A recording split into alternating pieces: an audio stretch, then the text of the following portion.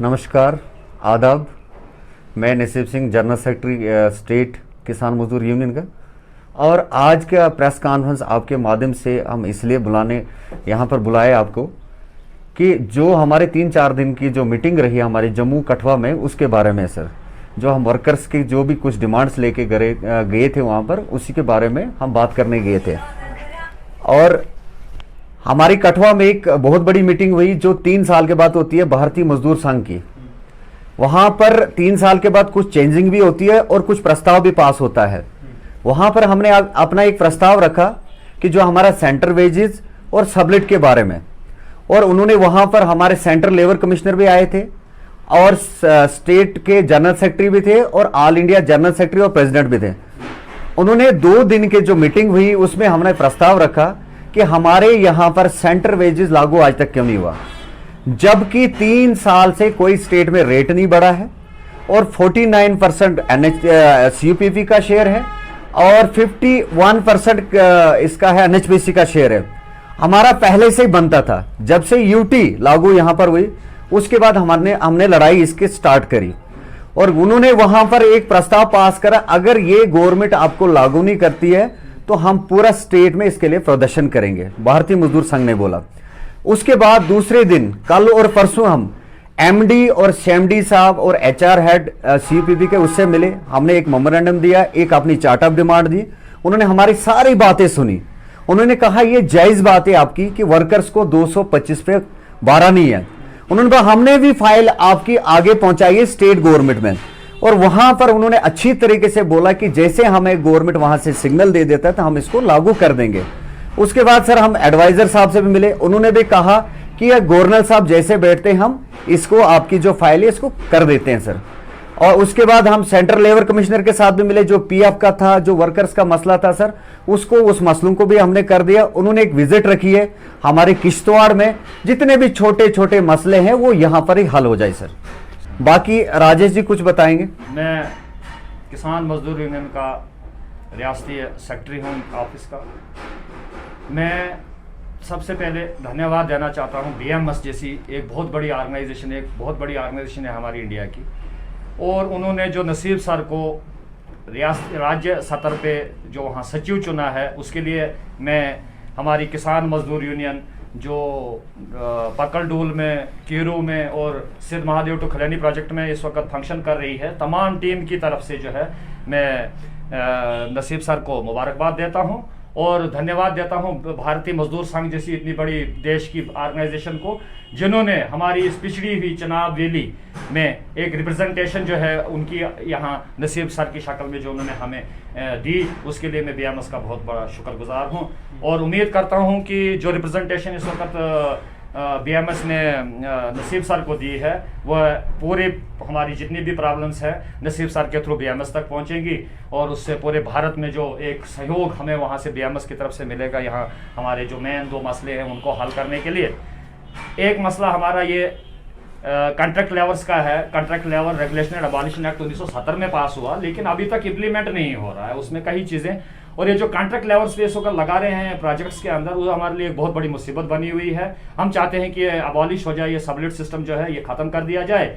और 31 अक्टूबर को डिक्लेयर हो चुकी है हमारी ये जम्मू कश्मीर UT, और अब हो गए हैं इसको 4-5-6 महीने, और अभी तक जो है यहाँ पे जो यूनियन टेरिटरीज में जो रेट इस वक्त होना चाहिए वो रेट अभी तक लागू नहीं किया है।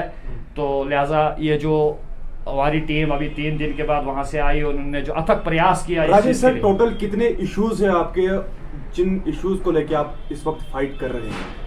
इस तरह तो इश्यूज बहुत ज्यादा है, और डिटेल में जाएंगे तो बहुत ज्यादा है। छोटे मोटे इश्यूज तो साइटों पे रहते हैं, उनका उतना नहीं है। हमारे मेन 2 इशू इस वक्त जो बहुत बर्निंग इश्यूज हैं वो 2 मेन इशू हैं। एक तो ये कॉन्ट्रैक्ट सिस्टम हम खत्म करना चाहते हैं, इसको सबलेशन जो आगे कर रही है कंपनीज, इनके MOUs जो साइन हुए हैं उसमें कहीं पर भी इन्होंने ये गवर्नमेंट के साथ इस चीज में नहीं कहा है कि हम जो भी काम पकड़ेंगे वो हम सबलेट करेंगे आगे। और दूसरा मेन है हमारा ये यूनियन टेरिटरीज में जो अभी रेट लागू करना चाहिए था उन्होंने सेंट्रल रेट, और पिछले 3 साल से जो उन्होंने अभी तक कोई भी रेट रिवाइजेशन नहीं की है हमारी स्टेट के अंदर। तो अब क्या आपको सकारात्मक जवाब वहां से मिला? हाँ, उन्होंने स्टेट में आपको चीजें मिल रही थी, अब कुछ बदलाव होगा जो यूनिटी बनी है यहाँ? बिल्कुल, उन्होंने कहा कि ये जो प्रस्ताव हमने वहां रखे, उन्होंने इसको पारित किया एक रेजोल्यूशन की शक्ल में, और उस रेजोल्यूशन को ये कह रहे हैं हम सेंटर तक पहुंचाएंगे। आपकी ये जो दो मेन बातें हैं, क्योंकि ये जो कॉन्ट्रैक्ट लेवल का सिस्टम है, सिवाय गवर्नमेंट के इसको कोई कोर्ट खत्म नहीं कर सकती, जैसा कि लॉ में लिखा हुआ है, ना ट्रिब्यूनल कोर्ट ना सिविल कोर्ट इसको खत्म कर सकती है। कॉन्ट्रैक्ट लेवल सिस्टम को सिर्फ गवर्नमेंट ही खत्म कर सकती है। लिहाजा हमारी लड़ाई जो है माननीय गवर्नर साहब के माध्यम से और हमारी बीएमएस के माध्यम से हम जो है ये बात गवर्नमेंट तक पहुंचाना चाहते हैं कि कॉन्ट्रैक्ट सिस्टम अब खत्म कर दिया। राजेश सर, एक तरफ से आप ये बात कर रहे हैं कि मजदूरों को अपना हक हम दिला के रहेंगे, लेकिन दूसरी तरफ से बताया जा रहा है कि कंपनीज के अंदर अगर देखा जाए तो यहाँ पे कुछ कंपनीज ऐसी है जिनका 70% काम जो है मुकम्मल हो चुका है।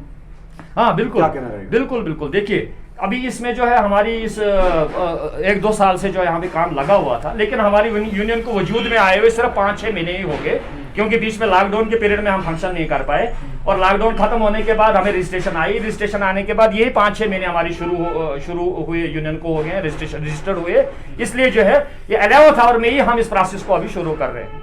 क्या आपकी यूनियन उन लोगों को भी फायदा दिला सकती है जो लोग पिछले 2 साल से काम कर रहे हैं?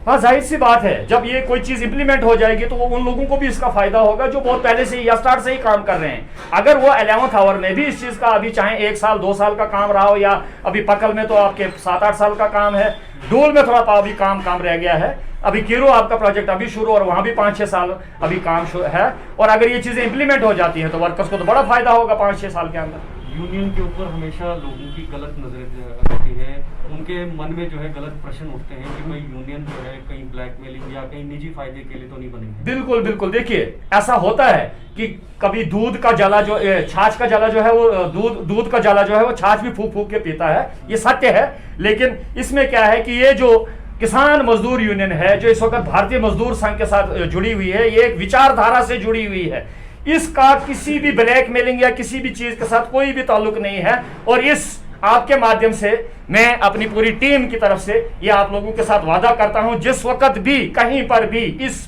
किसान मजदूर यूनियन की ब्लैकमेलिंग साबित होती है, उसी टाइम हम वादा करते हैं कि सारी की सारी ट्रेन विड्रॉ करके अपने अपने घरों में निकल जाएगी, क्योंकि हम विचारधारा से जुड़े हैं। हमारा मकसद वर्करों का काम करना है, ना कि हमें ब्लैकमेलिंग से कोई इसमें कोई वो हमारा कोई ऐसी कोई मंशा रही हो, चाहे तो पहले ऐसा हुआ हो। जो पिछला मसला हुआ था 20 साल। क्या आप चाहते हैं कि कंपनीज के अंदर जो है कॉन्ट्रैक्टर काम ना करे? बिल्कुल, हम सबलिशन के बिल्कुल हम आज से नहीं, ये लड़ाई बहुत पहले से लगी हुई है, लेकिन ये अभी तक जो है गवर्नमेंट जब तक ना चाहे इसको खत्म नहीं कर सकती। इसलिए हमारा एक मासिव तौर पे पूरी इंडिया के अंदर इसमें एक एजिटेशन शुरू होने जा रही है गवर्नमेंट के कानून तक ये बात पहुंचाने के लिए कि ये जो कॉन्ट्रैक्ट लेबर होती है ना, इस पे लेबर लॉ इंप्लीमेंट होते हैं, क्योंकि कोई भी कॉन्ट्रैक्टर जब मर्जी डाल दे जब मर्जी निकाल दे। और उसके अलावा ये कॉन्ट्रैक्टर जो है एलसी दफ्तर में इनको रजिस्टर्ड भी नहीं किए होते हैं, जब मर्जी आती है किसी को डाल देता है, जब आती है निकाल देता है, लास्ट पे इनको फाइनल की शक्ल में कुछ 4 पैसे मिलने होते हैं, वो उसमें भी ये फाल नहीं करते हैं कॉन्ट्रैक्ट लेबर्स। और कई ऐसे इश्यूज हैं, क्योंकि सेम वर्क होती है, सेम प्लेस होता है, वहां कंपनी का वर्कर भी काम कर रहा है और वहां ये कॉन्ट्रैक्ट लेबर भी अंडरग्राउंड वर्क कर रहा है। एक को पेमेंट अच्छी है, दूसरे को कम है, तो ये same nature of work same है, प्लेस ऑफ वर्क सेम है, तो पेमेंट में डिफरेंस होना यही क्वांटिटी जो है क्वांटिटी वर्कर्स के लिए एक जहर बन गया इस वक्त। किसान मजदूर यूनियन जो है, क्या इस स्ट्रक्चर के अंदर कोई कॉन्ट्रैक्टर है? क्या आपके इस जो यूनियन है, यूनियन के अंदर कोई कॉन्ट्रैक्टर है? नहीं, हमारे में नहीं है। नहीं, हमारे नहीं अंदर कोई है। ऐसा है कि जो पीछे हमारी मीटिंग हुई थी, हमारे जितने भी ठेकेदार हैं वो भी हमारे यहाँ के भाई है, हमने उनको इकट्ठा करके एक मीटिंग ली कि भाई आप बताएं कि आप यहाँ के लोगों को फायदा दिलाना चाहिए और या इनको नुकसान करना चाहिए। उन्होंने कहा इस काम के लिए उन्होंने तो अपना पैसा कमा लिया और इस काम के लिए हम आपके भी साथ हैं। उन्होंने एक रेजोल्यूशन पास करके दिया हमें। और पीछे एक सर एक बात और भूल गई हमें, हमने एक डीसी साहब को एक लेटर दिया था, 10 दिन का उसको टाइम दिया था कि हमें जल्दी से जल्दी बताया जाए कि ये सिस्टम कब बंद हो जाएगा। अभी तक सर उसका कोई रिस्पांस नहीं मिला। अगर इन 4 या 5 दिन में नहीं हुआ तो प्रोजेक्ट बंद भी हो सकते हैं इसके लिए सर।